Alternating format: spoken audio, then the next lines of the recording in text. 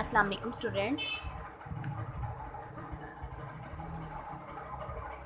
आज हम करने जा रहे हैं वेव फंक्शन या फिर वेव इक्वेशन। आज हम देखेंगे कि वेव फंक्शन क्या है। तो सबसे पहले एक जनरल रिलेशन देखते हैं between X and Y. Y बेटे ये आप मैथ्स में पढ़ चुके हो, Y is equal to F X. ये हमारे पास एक इक्वेशन है और आपको पता है कि इस इक्वेशन का क्या मतलब है। देखिए लिखा हुआ है y is equal to F X. इसका मतलब है कि y जो है वो फंक्शन है किसका, एफ एक्स का। ठीक है, y किसका फंक्शन है, एफ एक्स का। अब यहाँ y जो है वो इक्वल हो सकता है 2x + 1 के, या फिर हम लिख सकते हैं y is equal to 4x। आप यूँ भी कह सकते हो कि y जो है वो डिपेंड कर रहा है एफ एक्स पे। ठीक है, या तो आप ये कह सकते हो कि y जो है वो एफ एक्स का फंक्शन है, या फिर आप ये कह सकते हो कि y जो है वो डिपेंड कर रहा है एफ एक्स पे।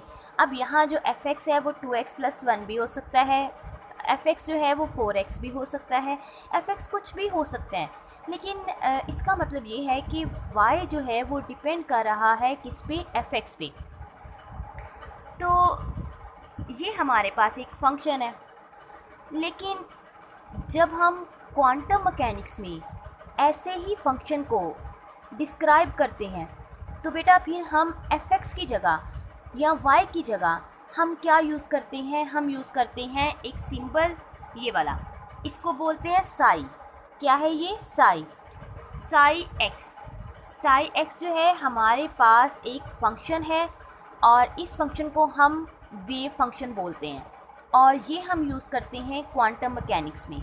क्वांटम मैकेनिक्स में पार्टिकल की मतलब पार्टिकल के साथ जो वेव एसोसिएट होती है उसका एम्पलीट्यूड, उसकी पोजीशन और उसकी जो है मतलब कोई भी इंफॉर्मेशन आपने वेव की देनी है तो आप जो वेव फंक्शन यूज़ करोगे वो क्या कहलाएगा, वो क्या होगा, साई एक्स। ठीक है, साई एक्स जो है वो एक वेव फंक्शन है जो किस लिए यूज़ करते हैं, पार्टिकल के साथ जो वेव एसोसिएट होती है उसकी पोजीशन, उसकी उसका एम्पलीट्यूड, मतलब उसके बारे, उसकी वेवलेंथ, कुछ भी बताना है उस वेव के बारे में तो हम क्या यूज़ करेंगे, हम यूज़ करेंगे Sai x. Psi x called wave function and it is used in to explain और describe the motion of a particle, wave motion. ठीक है, वेव की जो मोशन होगी उसको डिस्क्राइब करता है। तो वेव की मोशन में क्या आ जाता है, उसका एम्पलीट्यूड आ जाता है, उसकी डायरेक्शन आ जाती है, एटसेट्रा। अब बेटा अगर वेव फंक्शन हम कार्टेशियन कोऑर्डिनेट के लिए लिखें, कार्टेशियन कोऑर्डिनेट आपको पता है एक्स वाई जी। यहाँ एक्स वाई जी जो है कंसीडर करेंगे एज लेंथ के केस में जो वेव फंक्शन होगा इसमें 3 लेंथ्स होंगी। ठीक है, एक्स वाई एंड जी। और अगर हम वेव फंक्शन को डिफ़ाइन करना चाहें in polar coordinates, polar coordinates आपको पता है पोलर कोऑर्डिनेट्स में एक्स होता है, थीटा होता है और फाई। ठीक है, तो यहाँ एक्स एक लेंथ है जबकि थीटा और फाई क्या है, एंगल। तो जब आपने वेव फंक्शन को डिस्क्राइब करना है कोऑर्डिनेट, कार्टेशियन कोऑर्डिनेट सिस्टम में, तो यहाँ आप 3 लेंथ्स यूज़ करोगे एक्स वाई जी। और जब आप वेव फंक्शन को डिस्क्राइब करोगी पोलर कोऑर्डिनेट्स में तो बेटा उस वक्त आपके पास एक लेंथ होगी और 2 एंगल्स होंगे। ठीक है, जैसे psi is equal to X, theta and phi. कहीं भी अगर ये इक्वेशन दिखी है तो आप फ़ौरन से समझ जाओगे ये वेव फंक्शन है, और वेव फंक्शन कहाँ पाया जा रहा है, पोलर कोऑर्डिनेट सिस्टम में। और अगर कहीं ये इक्वेशन लिखी होगी तो आपको फ़ौरन से अंदाज़ा हो जाएगा ये वेव फंक्शन है, लेकिन कहाँ लिया जा रहा है, कार्टेशियन कोऑर्डिनेट्स में। ठीक है, तो ये था हमारे पास वेव फंक्शन। वेव फंक्शन क्या है, तो बेटा अब हम इसको वेव फंक्शन को, पहले तो मैंने थोड़ा सा इंट्रो दिया है, बताया है कि वेव फंक्शन होता क्या है। अब ज़रा हम इसको वेव फंक्शन को ज़रा डिटेल से पढ़ते हैं। Wave function is the associated term with a wave which describe the amplitude, position, energy and momentum etcetera of the wave. ठीक है, वेव फंक्शन जो है वो हमारे पास वेव के साथ वो टर्म होती है जो हमें वेव का मोमेंटम, वेव की पोजीशन, वेव का एम्पलीट्यूड और वेव की एनर्जी के बारे में जो है वो इंफॉर्मेशन देती है। अब वेव क्वांटम मैकेनिक्स में जो वेव इक्वेशन होती है उसी को ही हम क्या बोलते हैं, वेव फंक्शन।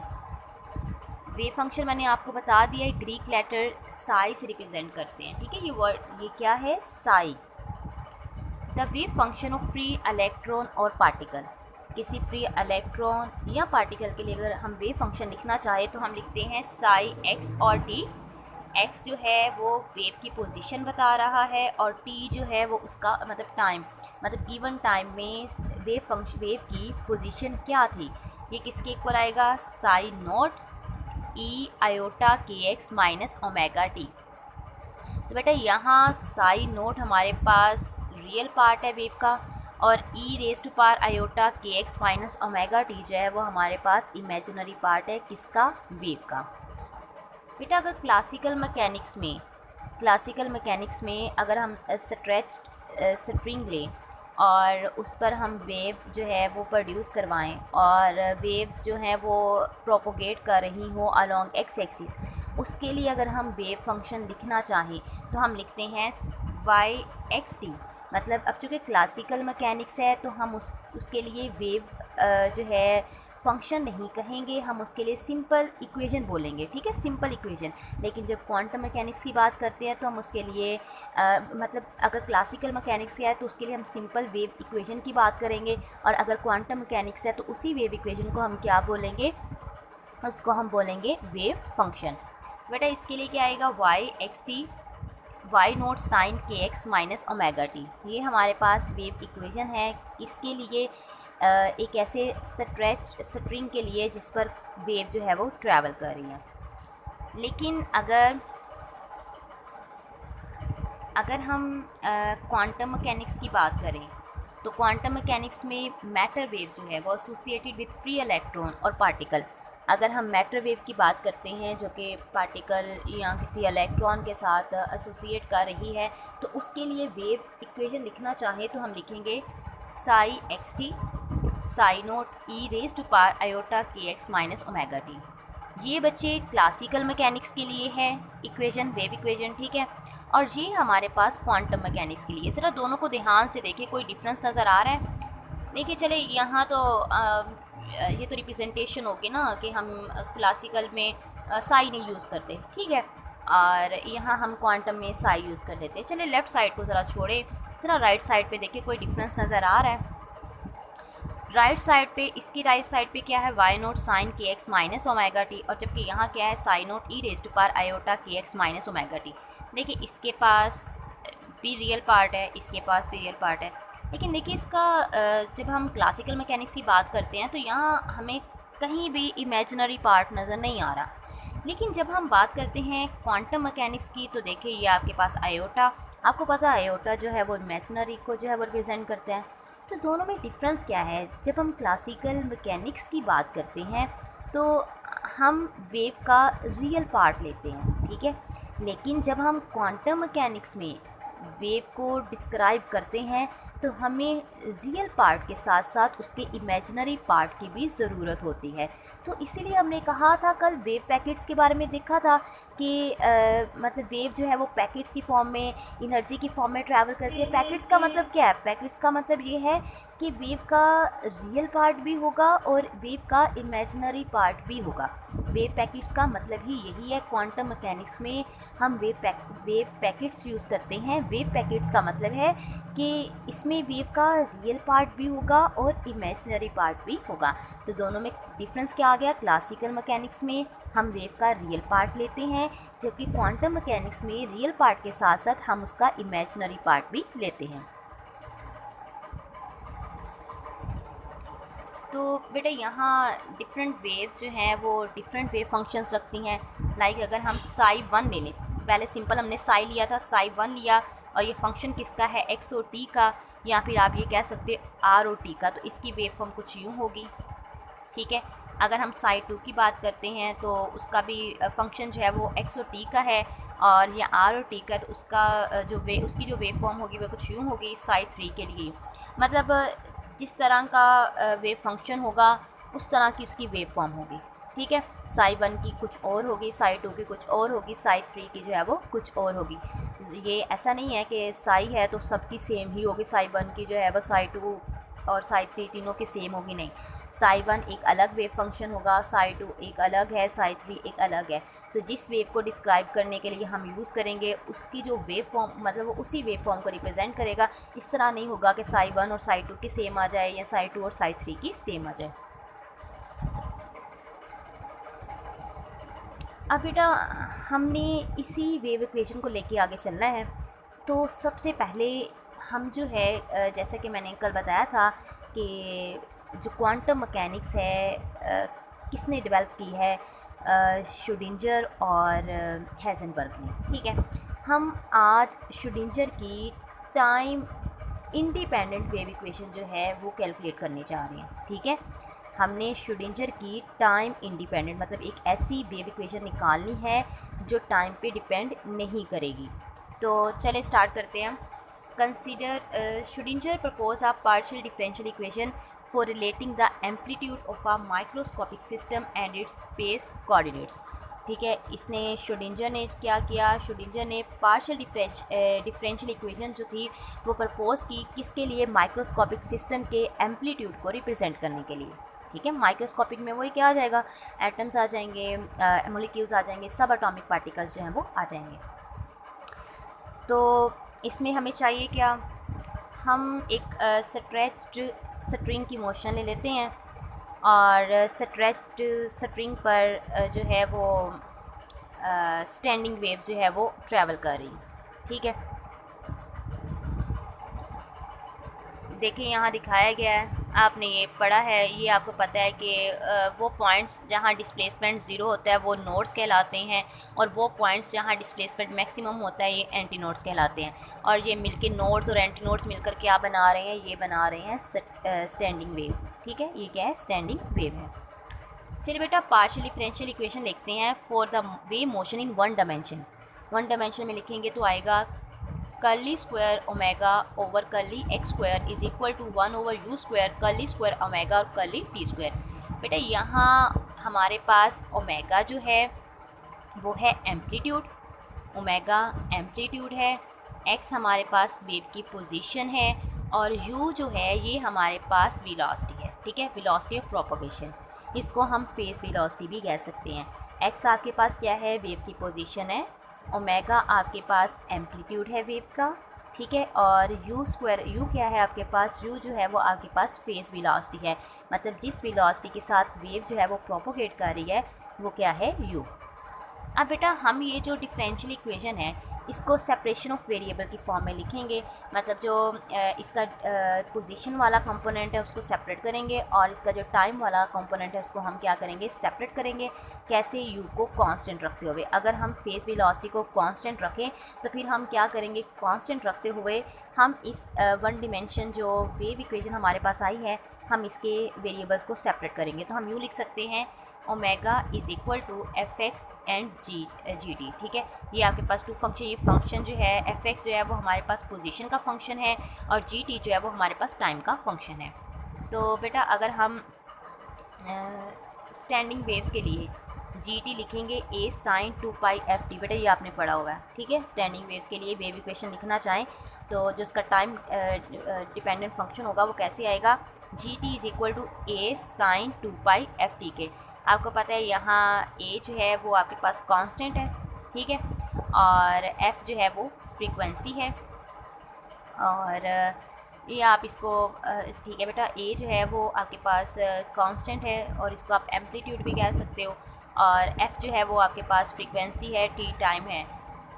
अब यहाँ ओमेगा में ये जो इक्वेशन 2 है ना इसमें हम ये जी टी की वैल्यू पुट कर देते हैं, ठीक है। Omega as it is, f x as it is, g t की जगह पुट कर रही हूँ a sine 2 pi F t. अब देखिए यहाँ हमारे पास एक यहाँ हमें क्या चाहिए, एक तो हमारे पास जो है वो एक्स का स्क्वायर है और एक हमारे पास टी का स्क्वायर है। तो इसी तरह हम अपनी इस इक्वेशन को एक दफ़ा डिफ्रेंशिएट करेंगे विद रिस्पेक्ट टू एक्स और एक दफ़ा डिफ्रेंशिएट करेंगे विद रिस्पेक्ट टू टाइम इस इक्वेशन में वैल्यूज़ पुट करने के लिए। तो सबसे पहले बेटा हम इसको इक्वेशन 4 को डिफ्रेंशिएट करते हैं विद रिस्पेक्ट टू एक्स। तो curly omega over curly x, ठीक है, पार्शियल डिफ्रेंशिएट कर रही हूँ, करली ओमेगा ओवर करली एक्स। बेटा एफ एक्स जो है मतलब यहाँ ये कांस्टेंट है टर्म ए साइन 2 पाई एफ टी, क्योंकि यहाँ कहीं भी एक्स की टर्म नहीं है तो इसको मैं एज इट इज़ रखूँगी, इसको डिफ्रेंशिएट करूँगी करली F x over curly x, ठीक है। अब चूँकि पीछे अगर आप देखें तो इक्वेशन 1 के अकॉर्डिंग हमें डबल डेरिवेटिव चाहिए, मतलब इसका सेकंड डेरिवेटिव चाहिए, तो मैं अगेन इसका डेरिवेटिव लूँगी। इसका ये आप सेकंड डेरिवेटिव लिया तो curly square omega curly x square हो गया। अगेन बेटा A sine 2 pi F T as it is, तो इसका भी डबल डेरिवेटिव आ जाएगा curly square F x over curly x square. अब बेटा इसी इक्वेशन को आपने डिफ्रेंशिएट करना है with respect to time, 2 times करना है आपने, ठीक है। तो curly omega over curly T, अब एफ एक्स कॉन्स्टेंट है, इसको अगर हम करें तो बेटा एक कांस्टेंट है, एक को कुछ नहीं करेंगे, साइन का डेरिवेटिव लिया तो आपको पता है साइन जो है वो कोस के इक्वल आता है। तो क्या आ जाएगा, साइन की 2 पाई एफ टी की जगह क्या आ जाएगा, कोस 2 पाई एफ टी, कोस 2 पाई एफ टी। फिर हम 2 पाई एफ टी को भी डिफ्रेंशिएट करेंगे with respect to time, 2 pi f as it is, t की जगह क्या आ जाएगा 1। तो इसको डिफ्रेंशिएट किया तो क्या आया 2 पाई एफ। तो देखिए 2 पाई एफ शुरू में आ गया, एफ एक्स भी शुरू में आ गया, 2 पाई एफ भी ए, और पीछे क्या बचा कोस 2 पाई एफ टी। बेटा आप इसका अगेन डेरिवेटिव लोगे तो f x again as it is 2 pi f को हम कुछ नहीं करेंगे, ए भी एज इट इज़, कोस का डेरिवेटिव ले तो कोस साइन माइनस साइन के इक्वल आता है, तो यहाँ क्या आ जाएगा minus sign 2 pi F T के, और फिर अगेन 2 पाई एफ टी का डेरिवेटिव लेंगे तो वो क्या आ जाएगा 2 पाई एफ के। तो 2 पाई एफ एक ये और एक 2 पाई एफ ये इसका हो जाएगा स्क्वायर, ये जो कोस के साथ माइनस आया है वो है, और पीछे क्या बच जाएगा ए साइन 2 पाई एफ टी के, ठीक है। ये सेकेंड डेरिवेटिव आपके पास आ गया, इसको उसने खोला है, 2 का स्क्वायर 4 हो गया, pi square F square as it is. अब बेटा ये जो इक्वेशन 5 और 6 है ना, ये हम इक्वेशन 1 में पुट करेंगे, ठीक है। अब हम यहाँ पुट करने जा रहे हैं क्योंकि हमारे पास करली square omega curly x square की वैल्यू भी आ गई है और हमारे पास करली स्क्वायर ओमेगा करली टी स्क्वायर की वैल्यू भी आ गई है। अब हम इसमें वैल्यूज़ पुट करेंगे। तो बेटा देखें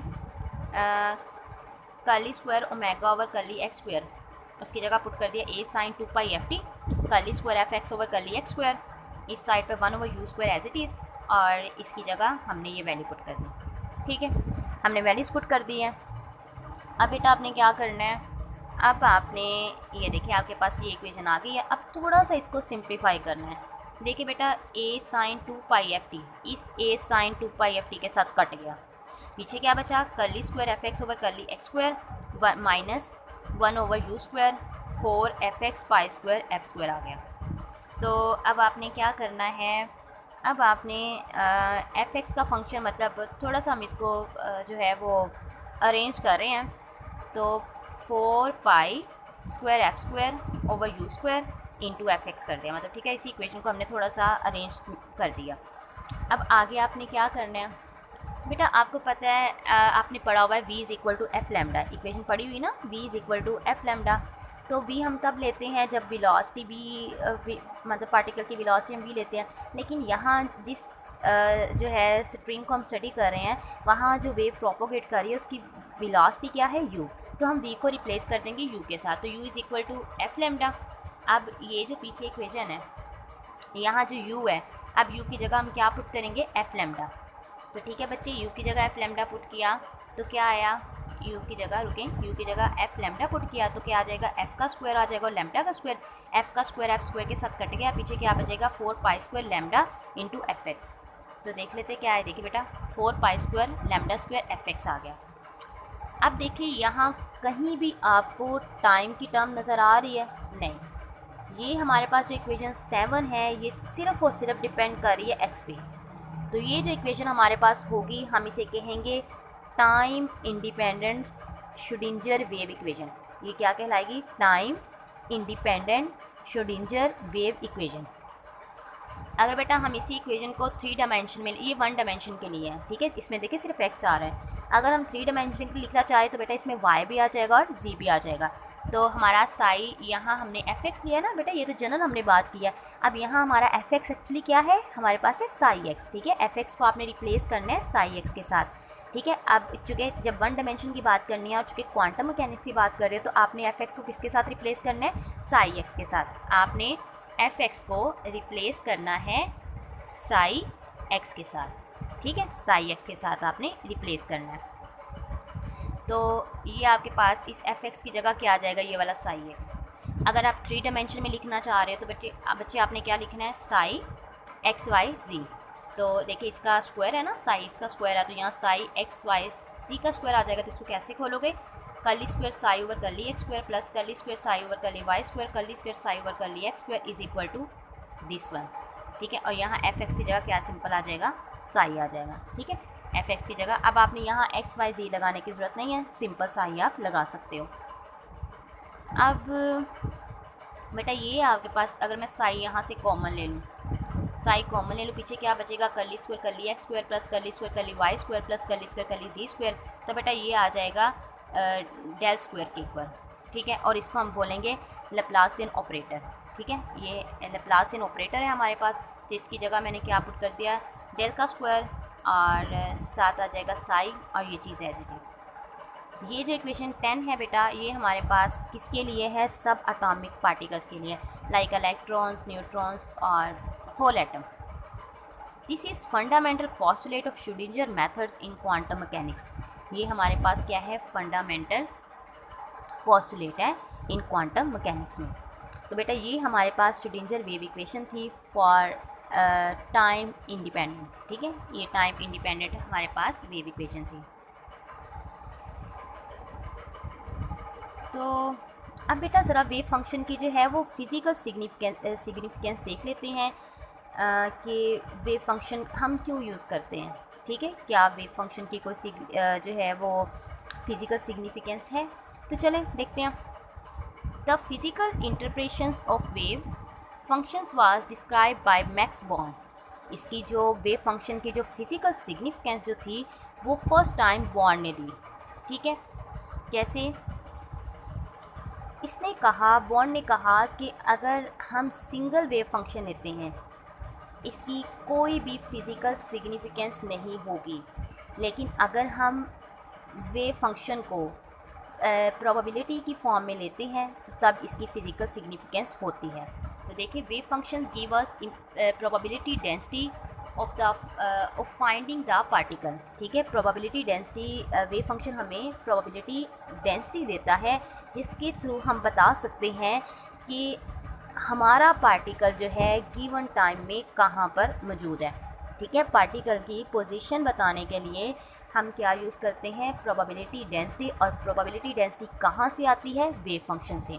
तो बेटा फ़र्ज़ करें साई है ना हमारे पास वेव फंक्शन, तो अच्छा प्रोबेबिलिटी डेंसिटी के इक्वल आता है। तो बेटा प्रोबेबिलिटी डेंसिटी को हम पी से रिप्रेजेंट करते हैं, पी एक्स, और ये किसके इक्वल आता है, साई और साई का कॉन्जुगेट। बेटा जैसे किसी चीज़ का इन्वर्स नहीं लेते तो कॉन्जुगेट का मतलब भी यहाँ इन्वर्स ही है। अभी समझाती हूँ, देखिए साई, लेट्स सपोज साई हमारे पास इक्वल है psi naught E raise to power iota के एक्स माइनस ओमेगा टी। अभी आप पीछे पढ़ के आए ना, ये वेव फंक्शन है हमारे पास, साई किसके इक्वल आता है, psi naught E raise to power iota के एक्स माइनस ओमेगा टी। बेटा जब मैं इसका कॉन्जुगेट लूँगी तो कॉन्जुगेट से क्या होगा, जो इसका इमेजिनरी पार्ट है उसका साइन हम चेंज कर देंगे। तो देखिए यहाँ आयोटा प्लस में था, यहाँ क्या आ जाएगा माइनस में, बाकी जो इक्वेशन जो है वो एज इट इज़ ही रहेगी, ठीक है। तो साई कॉन्जुगेट किसके इक्वल आएगा, psi naught E raise to power minus iota के एक्स माइनस ओमेगा टी। तो यहाँ पी एक्स किसके इक्वल आ रहा है, साई और साई का कॉन्जुगेट के। बेटा यहाँ साई की वैल्यू पुट करें, यहाँ साई की वैल्यू पुट की, यहाँ साई की कॉन्जुगेट की।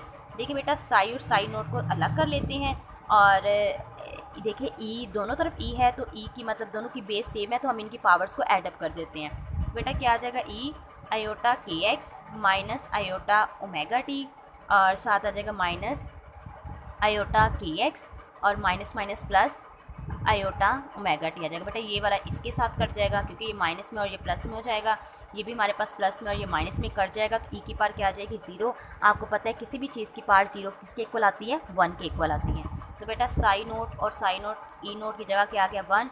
साई नोट और साई नोट की जगह हमने लिख दिया इसका मोड लगा दिया, ठीक है, मोड का स्क्वायर आ गया। तो ये आपके पास आ गई प्रोबेबिलिटी डेंसिटी। ठीक है, ये आपके पास क्या है, प्रोबेबिलिटी डेंसिटी। इसको यूज़ करते हुए हम पार्टिकल की पोजीशन जो है बता सकते हैं।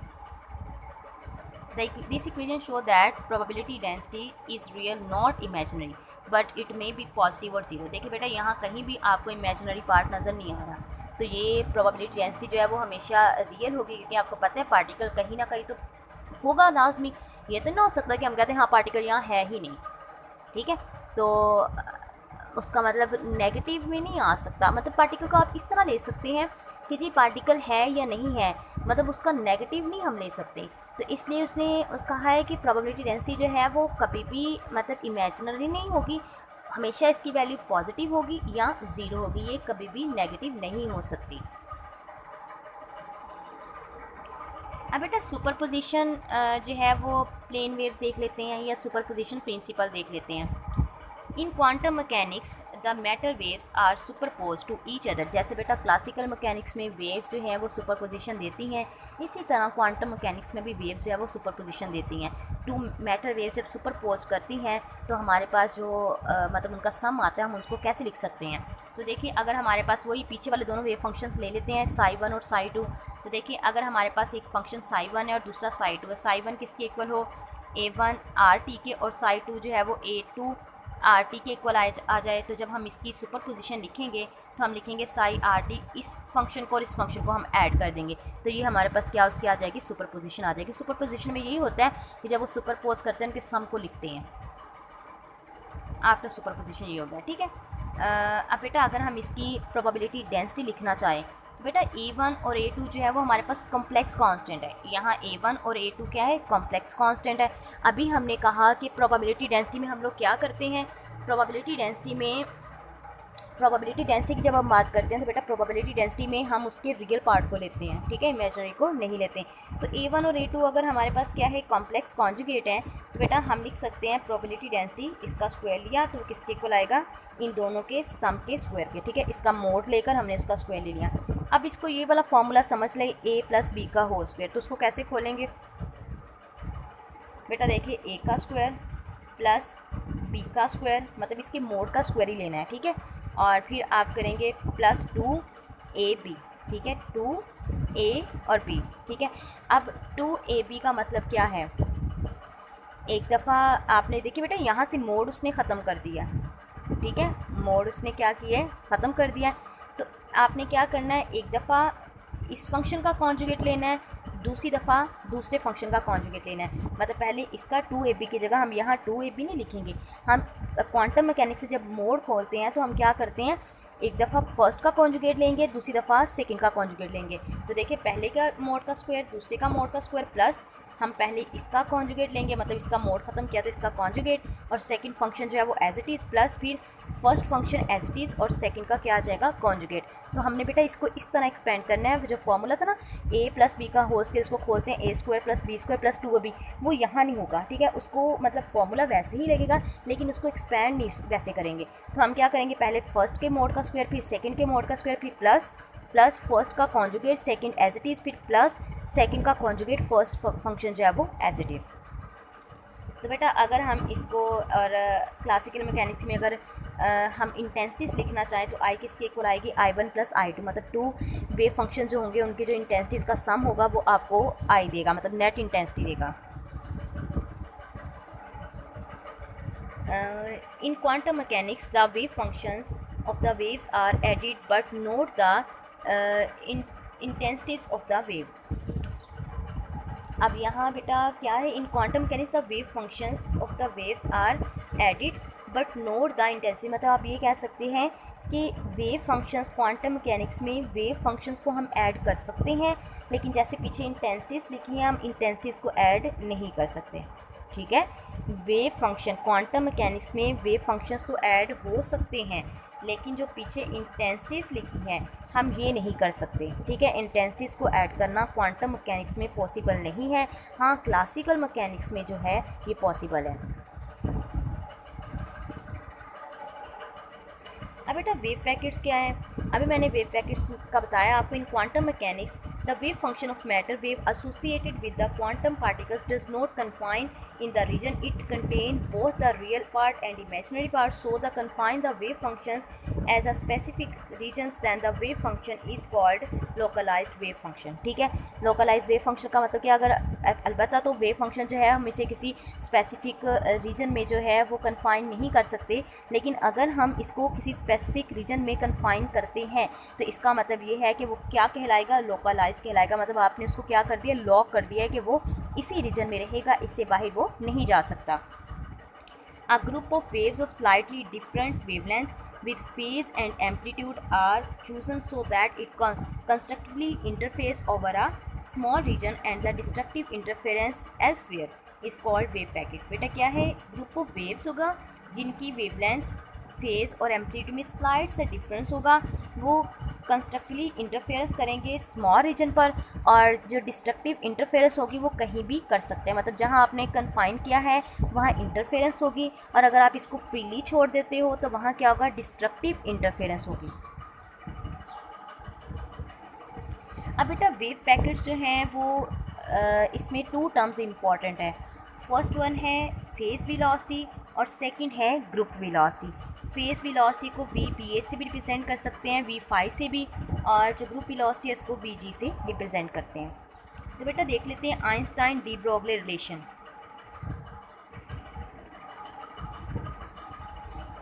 आइंस्टाइन डी ब्रोगली रिलेशन में सबसे पहले फेज़ वेलोसिटी देखते हैं। The velocity of the single wave of the wave packet is called phase velocity. Single wave की जो वेलोसिटी होगी वो उसकी वेलोसिटी कौन सी वेलोसिटी कहलाएगी, फेज़ वेलोसिटी। तो बेटा आपको पता है E = hf, ठीक है, ये रिलेशन आपने पढ़ा हुआ है। अब यहाँ h कट जो है वो h/2π के इक्वल होता है। अगर मैं यहाँ से h निकालना चाहूँ तो 2π उधर जाके आ जाएगा मल्टीप्लाई, तो यहाँ h की वैल्यू पुट करें 2π h कट, 2π h कट आ गया, h कट को साइड पे किया तो 2πf। आपको पता है 2πf जो है वो ओमेगा के इक्वल होता है। अब डी ब्रोगली रिलेशन, अगर ये आइंस्टाइन रिलेशन था, अब डी ब्रोगली रिलेशन देख लेते हैं। लैम्डा = h/p के, आपने ये पढ़ा हुआ है, लैम्डा = h/p, p यहाँ से निकालें, लैम्डा इधर डिवाइड हो जाएगा, h की वैल्यू पुट करें, h अभी आपने कहा 2π h कट के इक्वल आता है ओवर लैम्डा, और यहाँ क्या होगा, जो बेटा हमारे पास h कट है, h कट किसके इक्वल आता है, h/2π के। तो देखिए यहाँ h भी है, h ओवर नहीं बेटा, यहाँ आप क्या करोगे, h cut as it is 2π over lambda जो है वो k इक्वल आ जाएगा। देखिए ना, h cut lambda k = 2π over lambda, ठीक है, k किसके इक्वल है, 2π ओवर लैम्डा की जगह क्या आ जाएगा, k। h cut as it is 2π over lambda की जगह आपने पुट कर दिया k, ये आपके पास आ गया। p किसके इक्वल आ गया, h कट k के, और e किसके इक्वल आ गया, h कट ओमेगा के। तो देखिए दोनों जो है वो h कट का फंक्शन है। अब आपने क्या करना है, अब यहाँ जो है h कट की वैल्यू पुट कर दी और k की वैल्यू पुट कर दी। h कट की जगह पुट कर दिया h/2π और k की जगह पुट कर दिया 2π ओवर लैम्डा। तो क्या हो जाएगा, h ओवर लैम्डा कॉमन ले लें, मतलब h और लैम्डा बाहर निकाल दे, पीछे क्या बचेगा 2π ओवर 2π, 2π के साथ कट गया, पीछे क्या बचेगा h ओवर लैम्डा। तो p किसके इक्वल आ जाएगा, h ओवर लैम्डा इंटू 1। अब 1 क्या है, आपको पता है यूनिट वेक्टर एक ऐसा वेक्टर होता है जिसकी मैग्नीट्यूड क्या होती है 1। तो यहाँ अगर मैं 1 की जगह k यूनिट वेक्टर लिखूँ कोई फ़र्क तो नहीं पड़ेगा, क्यों, क्योंकि हम पीछे k की टर्म यूज़ कर रहे हैं, इसलिए मैं k की जगह k के अलावा कुछ और यूज़ नहीं कर रही। तो देखिए आपको पता है यूनिट वेक्टर एक ऐसा वेक्टर होता है जिसकी मैग्नीट्यूड क्या होती है 1। अगर यहाँ 1 है तो क्या मैं इसकी जगह k यूनिट वेक्टर लिख सकती हूँ, यकीनन लिख सकती हूँ। तो आपको पता है कि k वेक्टर किसके इक्वल होता है, k की मैग्नीट्यूड और उसके यूनिट वेक्टर के। तो बेटा यहाँ अगर यूनिट वेक्टर की वैल्यू पुट करनी हो तो यूनिट वेक्टर किसके इक्वल आएगा, वेक्टर ओवर वेक्टर की मैग्नीट्यूड। तो यहाँ उसने वेक्टर ओवर वेक्टर की मैग्नीट्यूड पुट कर दी। यहाँ तक बेटा क्लियर है। अब आगे क्या करना है, the wave function of free particle travelling in x direction. Suppose करें कि आपके पास एक वेव फंक्शन है, किसका, फ्री, मतलब एक फ्री पार्टिकल है, उसके साथ कोई वेव एसोसिएट कर रही होगी और वो पार्टिकल जो है वो अलोंग एक्स एक्सिस जो है वो ट्रैवल कर रहा है, उसके लिए आपने वेव फंक्शन लिखना है। तो कैसे लिखोगे, psi xt = a e⁻iota kx - omega t, ठीक है, ये लिख दिया। अब देखिए k की वैल्यू भी आपके पास है और ओमेगा की वैल्यू भी आपके पास है। ओमेगा की वैल्यू आपने e/h जो है निकाल ली है, h कट निकाल ली है, और जो है k की वैल्यू आपने निकाली थी p/h कट। तो यहाँ पुट कर दें k की जगह p/h कट, ओमेगा की जगह भी e/h कट। तो बच्चे आपने आयोटा बाहर ही रहने दें। यहाँ जो है एज कट कॉमन आ रहा है, 1 ओवर एज कट वो भी बाहर निकालें। पीछे क्या बचा, P x minus E T. अब यहाँ के एक्स माइनस ओमेगा टी हमारे पास जो है बेटा ये फेज़ है, ठीक है। के एक्स माइनस ओमेगा टी क्या है, फेज़ है, और इसको हम रिप्रेजेंट करेंगे अल्फ़ा से। तो देखिए अल्फ़ा इज़ इक्वल टू के एक्स माइनस ओमेगा टी। तो ये आपके पास हो गया। अब आपने इसको डिफ्रेंशिएट करना है विद रिस्पेक्ट टू टाइम। इस इक्वेशन को डिफ्रेंशिएट करना है with respect to time. D alpha over d t के एज इट इज़ आ जाएगा, तो इसका क्या आ जाएगा, d x over d t minus omega as it is और d t over d t. बेटा ये इसका 1 हो गया, पीछे ओमेगा बच गया, और यहाँ k d x over d t as it is, और अल्फ़ा चूँकि कांस्टेंट था इसका डेरिवेटिव क्या आ गया, 0। आपने बेटा ये जो D x over d t आपको पता है rate of change of displacement is called velocity. तो यहाँ D x over d T की जगह वेलोसिटी आएगी, लेकिन फेज़ वेलोसिटी पी एच साथ लिखना है। Minus omega is equal to 0, ये ओमेगा यहाँ माइनस हो तो जाके आ जाएगा प्लस। आपको फेज़ वेलोसिटी चाहिए कि यहाँ मल्टीप्लाई हो रहा तो जाके आ जाएगा डिवाइड। तो बेटा फेज़ वेलोसिटी किसके इक्वल आ गई, ओमेगा ओवर के। अब बेटा देखना है कि फेज़ वेलोसिटी की फ़िज़िकल सिग्निफिकेंस क्या है। तो आपने भी निकाला phase velocity is equal to omega over k. बेटा ओमेगा और के की वैल्यूज़ पुट कर दें, तो 2 पाई के साथ कट गया, तो 2 पाई जो है 2 पाई के साथ कट गया, पीछे एफ ओवर लैम्डा बचा, लैम्डा ऊपर जाके मल्टीप्लाई हुआ तो एफ लैम्डा आ गया। तो देखिए यहाँ फिज़िकल जो फेज़ वेलोसिटी है वो किसके इक्वल आ रही है, एफ लैम्डा के। तो आपको वैसे ही पता है v is equal to f lambda होता है।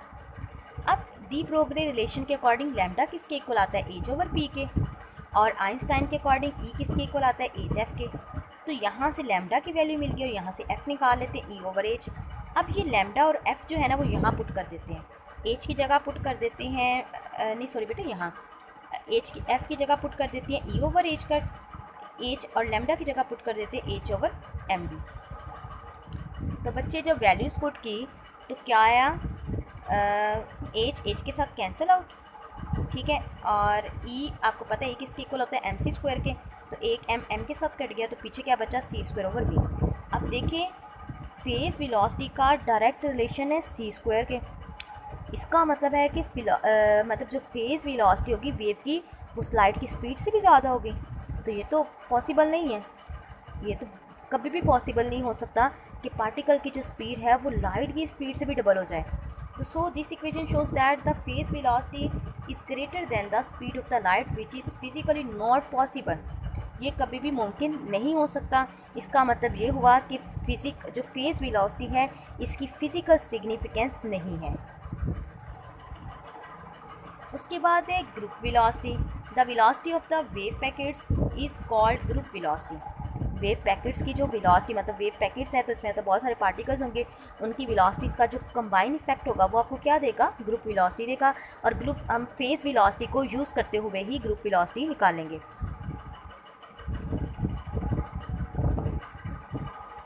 The derivation of the group velocity is get from the derivative of the phase velocity. तो बेटा देखिए फेज़ वेलोसिटी आपने पीछे निकाली, ओमेगा ओवर के था, टी ओमेगा ओवर डी के। देखिए कहाँ गई, एफ लैम्डा के बच्चे, ये रही ओमेगा ओवर के। तो ये आपके पास ओमेगा ओवर के था, तो आप इसको डिफ्रेंशिएट करें डी ओमेगा ओवर डी के। तो बेटा ओमेगा की वैल्यू पुट करें और के की वैल्यू पुट करें, तो आपके पास आ जाएगा D E over D P, ठीक है। एज कट के साथ cancel out. D E is the variation in energy और डी पी क्या है, वेरिएशन इन मोमेंटम। और बेटा एनर्जी जो है वो किसके इक्वल आएगी, वर्क डन के, ठीक है, वर्क डन के इक्वल आएगी। तो आपको वर्क डन का फॉर्मूला पता है, डब्ल्यू is equal to f d के। तो यहाँ डब्ल्यू की जगह डी ई आ जाएगा, एफ एज इट इज़ और डी एस साथ आ जाएगा, क्योंकि हम स्मॉल वर्क डन की बात कर रहे हैं। तो बेटा d E F d s, F आपको पता है, आपने पढ़ा है कि न्यूटन के सेकंड लॉ के अकॉर्डिंग फोर्स और मोमेंटम का रिलेशन पढ़ा था। तो फोर्स जो है वो rate of change of momentum के इक्वल आती है। तो F is equal to d p over d t आ गया। तो यहाँ एफ की जगह d p over d t put कर दिया, D S as it is, और डी पी को साइड पे रहने दे, d s over d t. आपको पता है अगेन डिस्प्लेसमेंट में चेंज आ गया तो वेलोसिटी प्रोड्यूस होगी, यहाँ क्या आ गया वी। तो डी ई किसके इक्वल आ गया, डी पी इंटू वी की। तो ये जो डी ई की वैल्यू जो है वो जो है पीछे इक्वेशन जो है ना ये कि यहाँ पुट कर देते हैं। देखिए बेटा यहाँ डी की वैल्यू पुट करते हैं।